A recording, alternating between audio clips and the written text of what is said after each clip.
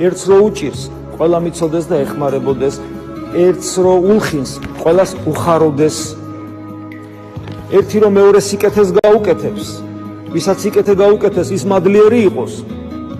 და ეს კიდე ბედნიერი სხვას რო სიკეთე გაუკეთა, ხოლო ერთი ადამიანი მეორეს უსამართლოდ შეხედავს და უსამართლოდ მოექცევა, ვისაც უსამართლოდ მოექცენ, იმან პატიება ისწავლოს და ვინც უსამართლოდ მოიქცა, ამან შემდგომ სინანული ისწავლოს. აი ესე უნდა გავიზარდოთ.